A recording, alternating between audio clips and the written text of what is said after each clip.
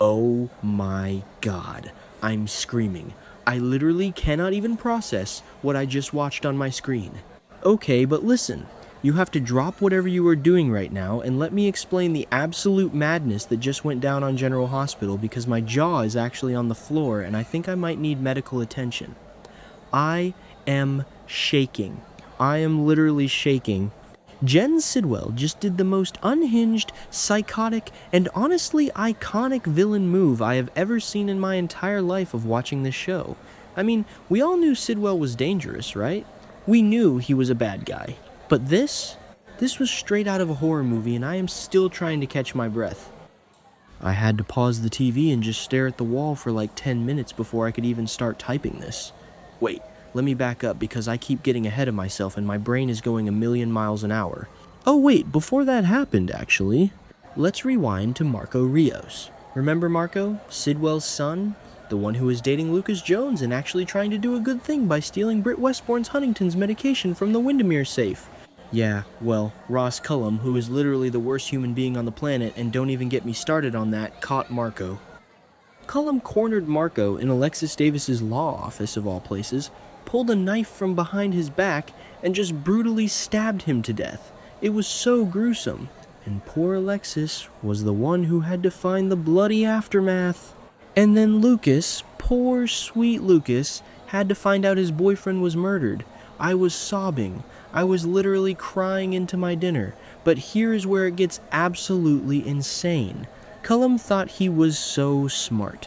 He thought he could just wipe Marco off the map, steal the medication back, and then frame Sonny Corinthos for the whole thing. Cullum actually tried to set Sonny up to take the fall for Marco's murder so that Sidwell would direct all his crazy, vengeful mob boss energy at Sonny instead of the WSB director who actually did the stabbing. And for a hot second, it looked like it was going to work. Sidwell was on the warpath. He was telling Ava Jerome that he was going to make the killer pay, and everyone thought Sonny was going to be the one taking a bullet. At this point, I'm yelling at my screen like, "No, Sidwell, you have the wrong guy, open your eyes." Wait, did I already say that? Whatever. Anyway, so Cullum has been in the ICU, right? Because Rocco Falconeri shot him in the back on Pier 55 to save Jason Morgan and Britt. And Jason, being the absolute martyr that he is, took the fall for Rocco and got hauled off to a WSB black site. Which is insane, by the way, because Jason is literally rotting in federal custody while Cullum is just chilling in a hospital bed. And Jocelyn Jacks actually snuck into the ICU with a glove on, ready to assassinate Cullum herself. She was literally standing over his bed ready to end him, but Lucas walked in and interrupted her. I was holding my breath that entire scene, but honestly, I am so glad Jocelyn didn't get to kill him. Because what Sidwell ended up doing to Cullum was 1,000 times worse, and I am still not over it. Okay, where was I? Right, so Sidwell. Sidwell is mourning Marco, right? He is completely broken over losing his son. But Sidwell is not the kind of guy who just cries and moves on. He is a predator. And somehow, by some absolute miracle of soap opera justice, Sidwell found the evidence. He found the bloody, undeniable proof that Ross Cullum was the one who brutally stabbed Marco in that office. I don't even know exactly how he got it. Maybe Pascal found something, maybe Sidwell has eyes everywhere, but the second Sidwell saw that proof, you could literally see the humanity leave his body. The look in his eyes. I'm dead. It was terrifying. He didn't yell, he didn't scream, he just went completely, chillingly silent. And I knew right then and there that Cullum was a dead man walking.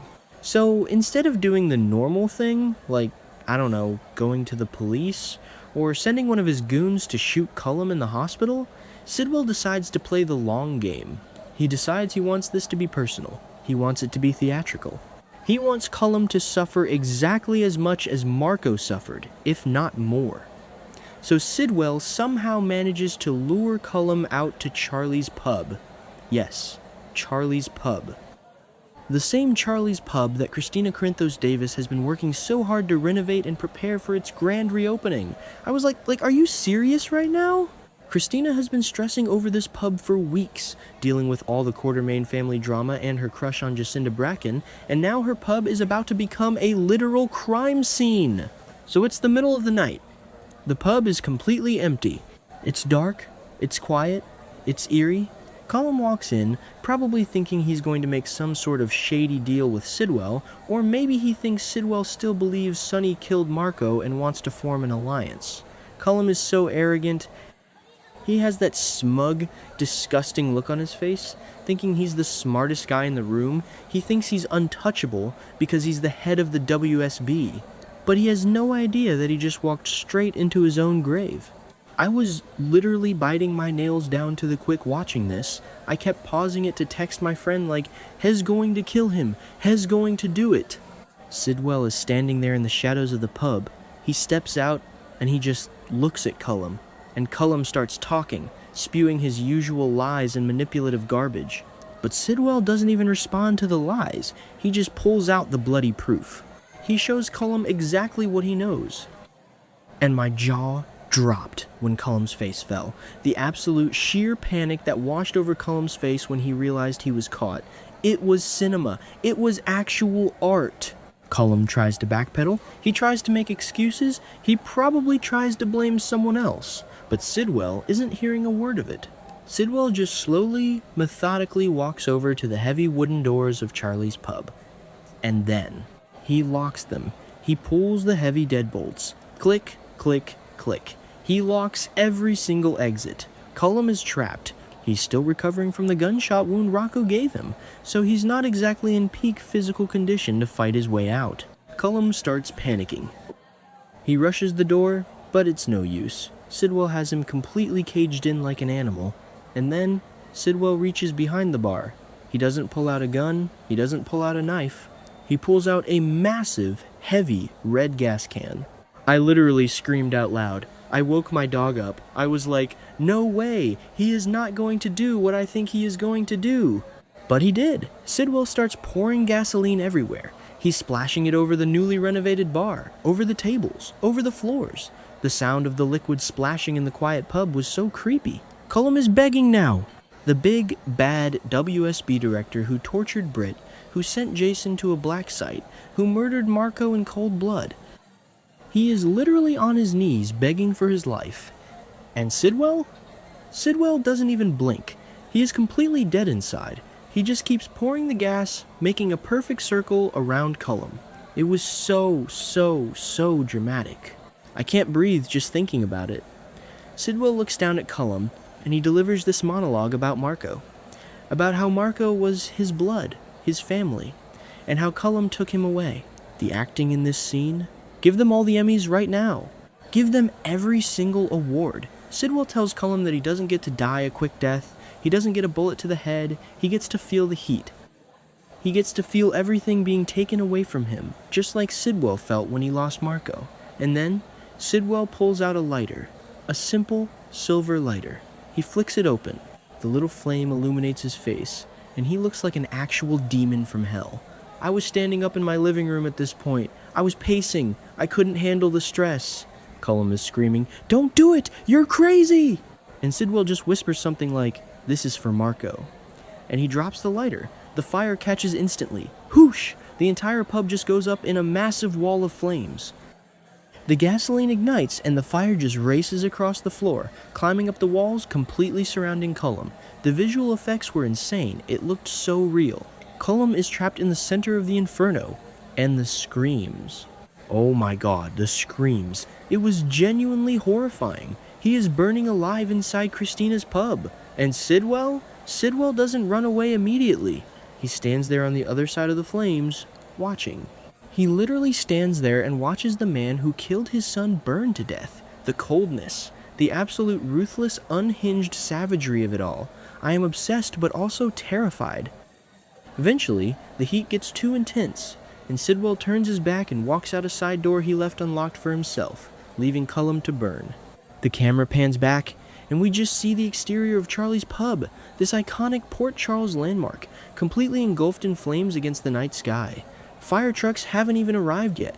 It's just a massive, roaring bonfire of revenge. I literally collapsed onto my couch. I am done. I am so done with this show. It is taking years off my life. Like, what does this even mean for everyone else? Christina is going to be devastated. Her pub is completely gone, destroyed, reduced to ashes. All that hard work, All that preparation for the grand reopening literally gone up in smoke because Jen Sidwell decided to use it as his personal execution chamber. She is going to lose her mind. And what about Sonny? Sonny is going to find out that Sidwell burned down his daughter's pub. The mob war that is about to pop off between Sonny and Sidwell is going to be legendary.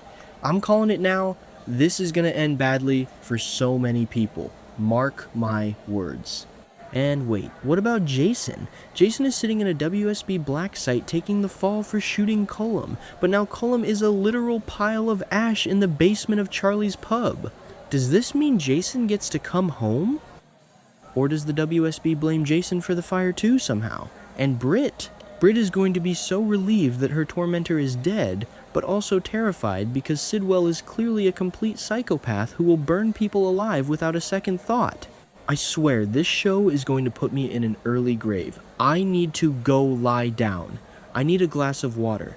I literally cannot function after witnessing that. The audacity of these writers. The absolute unhinged brilliance. Not okay. I'm done. But also, I can't wait for tomorrow's episode.